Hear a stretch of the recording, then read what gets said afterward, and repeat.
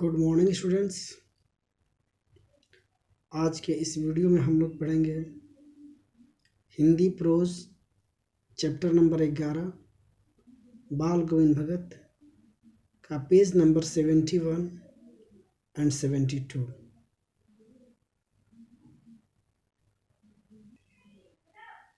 Students, page number 71 और 72 के ये हैं कठिन शब्द।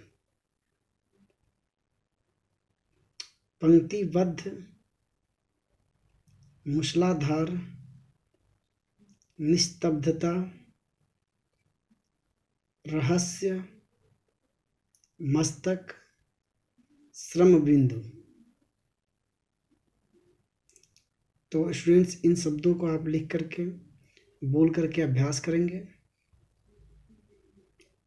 और शुरू करते हैं पेज नंबर 71। स्टूडेंट्स, इससे पहले के वीडियो में पेज नंबर 70 पर हम लोगों ने पढ़ा था बाल गोविंद भगत के व्यक्तित्व, उनकी वेशभूषा और बाल गोविंद भगत के कबीर के प्रति कितनी अगाध श्रद्धा थी। उसके आगे हम लोग पढ़ेंगे अब ये स्टूडेंट पेज नंबर 70 का लास्ट पैरा। इन सब के ऊपर मैं तो मंत्र मुग्ध था उनके मधुर गायन पर, जो सर्वदा ही सुनने को मिलते। कबीर के वे सीधे साधे पद, जो उनके कंठ से निकलकर सजीव हो उठते। आषाढ़ की रिमझिम है, समूचा गांव खेत में उतर पड़ा है। कहीं हल चल रहा है, कहीं रोपनी हो रही है। धान के पानी भरे खेतों में बच्चे उछल रहे हैं। औरतें कलेवा लेकर मेड़ पर बैठी हैं। आसमान बादल से घिरा, धूप का नाम नहीं। ठंडी पुरवाई चल रही है। ऐसे ही समय आपके कानों में एक स्वर तरंग झंकार सी उठी। यह क्या है? यह कौन है? यह पूछना न पड़ेगा। बाल गोविंद भगत समूचा शरीर कीचड़ में लिथड़े अपने खेत में रोपनी कर रहे हैं। उनकी उंगली एक एक धान के पौधे को पंक्तिबद्ध खेत में बिठा रही है। उनका कंठ एक एक शब्दों को संगीत के जीने पर चढ़ाकर कुछ को ऊपर स्वर्ग की ओर भेज रहा है और कुछ को इस पृथ्वी के मिट्टी पर खड़े लोगों के कानों की ओर। बच्चे खेलते हुए झूम उठते हैं। मेड़ पर खड़ी औरतों के होठ कांप उठते हैं। वो गुनगुनाने लगती हैं। हलवाओं के पैर ताल से उठने लगते हैं। रोपनी करने वालों की अंगुलियां एक अजीब क्रम से चलने लगती है। बाल गोविंद भगत का संगीत है या जादू। स्टूडेंट्स, आपने इस पैरे में देखा कि आषाढ़ का महीना जो जुलाई में शुरू होता है, ऐसा महीना जिसमें लोग धान के खेत की तैयारी करते हैं, रोपाई करते हैं। बाल गोविंद भगत भी अपने खेत में धान के पौधे लगा रहे हैं। उनका शरीर मिट्टी और पानी से लथपथ है। साथ में वो कबीर के गीत भी गा रहे हैं और उनके गीत का प्रभाव आसपास के खेतों में भी सुनाई पड़ता है। दूसरे खेत में हल जोत रहे किसान, दूसरे खेत में धान रोपाई करती हुई स्त्रियां और मेड़ पर खेलते हुए बच्चे उनके गीत के लय के साथ, उनके उस स्वर के साथ मग्न होकर के और अपने अपने काम करते हैं। उनके ताल और लय के साथ हलवाई के पैर चलते हैं। धान रोपती हुई स्त्रियों की उंगली काम करती है और मेड़ पर खेलते हुए बच्चे भी मगन होते हैं। तो ये बाल गोविंद भगत के संगीत का जादू का प्रभाव है, जो पूरा वातावरण संगीतमय हो जाता है। नेक्स्ट पैरा देखते हैं उसके आगे। भादों की वह अधेरी अतरतिया अभी थोड़ी देर पहले मूसलाधार वर्षा खत्म हुई है। बादलों की गरज, बिजली की तड़प में आपने कुछ न सुना हो, किंतु अब झिल्ली की झंकार या दादरों के टर टर बाल गोविंद भगत के संगीत को अपने कोलाहल में डुबो नहीं सकती। उनकी खजड़ी डिमक डिमक बज रही है। वो गा रहे हैं, गोदी में पियावा चमक उठे, सखिया चिहुक उठे ना। हाँ, पिया तो गोद में ही है, किंतु वह समझती है कि वह अकेले है। वह चमक उठती है, चिहुक उठती है।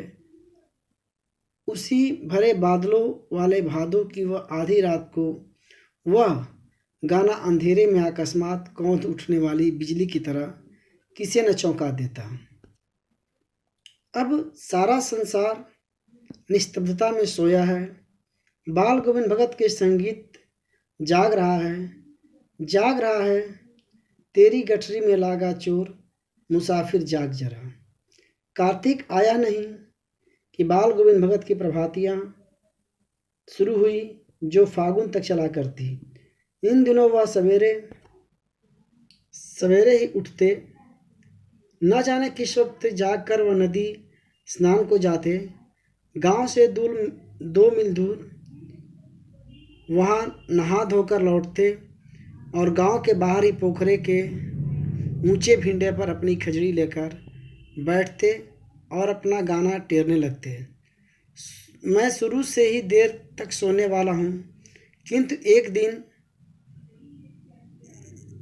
भोर की उस दांत किटकिटाने वाली भोर में भी उनका संगीत मुझे पोखरे पर ले गया। आसमान के तारों के दीपक बुझे नहीं थे। हाँ, पूरब में लोई लग गई थी, जिसकी लालिमा को शुक्र तारा और बढ़ा रहा था। खेत बगीचा सब, घर सब कुहासा छा रहा था। चारों वातावरण अजीब रहस्य से आवृत मालूम पड़ता था। उस रहस्यमय वातावरण में एक कूस की चटाई पर पूरा मुंह काली कमली ओढ़े बाल गोविंद भगत अपनी खजड़ी लिए बैठे हैं। उनके मुंह से शब्दों का तांता लगा है। उनकी उंगली खिजड़ी पर लगातार चल रही है। गाते गाते इतने मस्त हो जाते, इतने सुरूर में आते, उत्तेजित हो उठते कि मालूम होता अब खड़े हो जाएंगे। कमली तो बार बार सिर से नीचे सरक जाती। जाड़े में कप कपा रहा, किंतु तारे के छांव में उनके मस्तक के श्रम बिंदु जब जब चमक ही पड़ते। तो स्टूडेंट, आपने इस पैरे में देखा कि बाल गोविंद भगत की प्रभातियाँ कार्तिक महीने से शुरू होती और फागुन महीने तक चलती थी। सुबह बाल गोविंद भगत गांव से 2 मील गंगा नदी स्नान को जाते और आ करके गांव के बाहर पोखरे, भिंडे मतलब ऊंची चबूतरे पर बैठ जाते। कूस की चटाई बिछा करके उस पर बैठते और प्रभातियाँ गाते। गाते गाते इतने मंत्रमुग्ध हो जाते कि उनके सर से कमली कब गिर जाती थी उन्हें पता नहीं चलता। और उस दांत किटकिटाने वाली सुबह के समय भी बाल गोविंद भगत के मस्तक पर अर्थात चेहरे पर उनके परिश्रम के श्रम बिंदु अर्थात पसीना देखा जा सकता था। आगे देखते हैं स्टूडेंट। गर्मियों में उनकी संध्या कितनी उमस भरी शाम को न शीतल करती। अपने आंगन में आसन जमा बैठते। गांव के उनके कुछ प्रेमी भी जुट जाते। खजड़ियों और करताल की भरमार हो जाती। एक पद बाल गोविंद भगत कह जाते। उनकी प्रेमी मंडली उसे दोहराती तिहराती। धीरे धीरे स्वर ऊंचा होने लगता। एक निश्चित ताल, एक निश्चित गति से ताल स्वर के चढ़ाव के साथ श्रोताओं के मन भी ऊपर उठने लगते। धीरे धीरे मन तन पर हावी हो जाता। होते होते एक क्षण ऐसा आता कि बीच में खजड़ी लिए बाल गोविंद भगत नाच रहे हैं और उनके साथ ही सबके तन और मन नृत्यशील हो उठे हैं। सारा और संगीत से ओतप्रोत हैं। बाल गोविंद भगत के संगीत साधना का चरम उत्कर्ष उस दिन देखा गया जिस दिन उनका बेटा मरा। इकलौता बेटा था वह, कुछ सुस्त और बोधा सा, किंतु बाल गोविंद भगत उससे और भी मानते। उनकी समझ में ऐसे आदमियों पर ज़्यादा ध्यान रखनी चाहिए, प्यार करना चाहिए, क्योंकि ये निगरानी और मोहब्बत के ज़्यादा हकदार होते हैं। बड़ी साध से उसकी शादी कराई थी। पतोही भी सुबह और सुशील मिली। घर की पूरी प्रबंधका बनकर भगत को बहुत कुछ दुनियादारी से निवृत्त कर दिया था। उनका बेटा बीमार है, इसकी खबर रखने वाले लोगों की कहाँ फुर्सत, किंतु मौत तो सबका ध्यान खींच कर रहती है। हमने सुना बाल गोविंद भगत का बेटा मर गया। कौतूहल बस उनके घर गया, देख कर दंग रह गया। बेटे को आंगन में चटाई पर एक सफ़ेद कपड़े से ढक रखा है। वह कुछ फूल तो हमेशा रोपे रहते, उनमें से कुछ तोड़कर उस पर बिखरा दिए हैं। फूल और तुलसीदार भी सिरहाने, एक चिराग।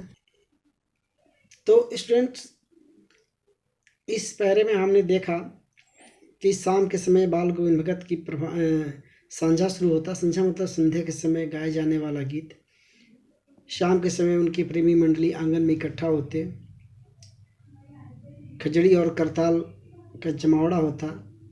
बाल गोविंद भगत पहले गीत को गाते, उनकी प्रेमी मंडली उसे दोहराती तिहराती, धीरे धीरे स्वर ऊंचे होने लगता और गाते गाते बाल गोविंद भगत नाचने लगते हैं। पूरी प्रेमी मंडली उनके साथ, उस गीत के साथ, नृत्य के साथ भाव विभोर हो उठती। सबके मन मयूर नृत्यशील हो उठते हैं। लेखक ने बताया कि बाल गोविंद भगत की संगीत साधना का चरम उत्कर्ष उस दिन देखा गया जिस दिन उनका बेटा मरा। उनका बेटा एक ही बेटा था, थोड़ा सुस्त था, बोधा था, इसलिए वो ज़्यादा उसे प्यार करते थे। उनका मानना था कि ऐसे लोगों से ज़्यादा प्यार करने की ज़रूरत है। बाल गोविंद भगत ने उसके बड़े शौक से शादी करवाई। पतोही भी बहुत सुंदर सुभग थी। बहुत सारी दुनियादारी से बाल गोविंद भगत को निवृत्त कर दिया। बाल गोविंद भगत का बेटा बीमार पड़ा। दुनिया वालों को कहाँ फुर्सत किसी की खबर ले, लेकिन मौत तो सबका ध्यान अपनी तरफ आकर्षित करती है। बाल गोविंद भगत का बेटा मर गया। लेखक कौतूहल बस जाता है देखने के लिए, तो देखता है कि बाल गोविंद भगत ने अपने बेटे को आंगन में चटाई पर लिटा रखा है, सफ़ेद कपड़े से ढक रखा है और उसके ऊपर कुछ फूल, सर के पास दीपक जला रखा है। तो आज के वीडियो में स्टूडेंट इतना ही। होमवर्क क्वेश्चन देखते हैं।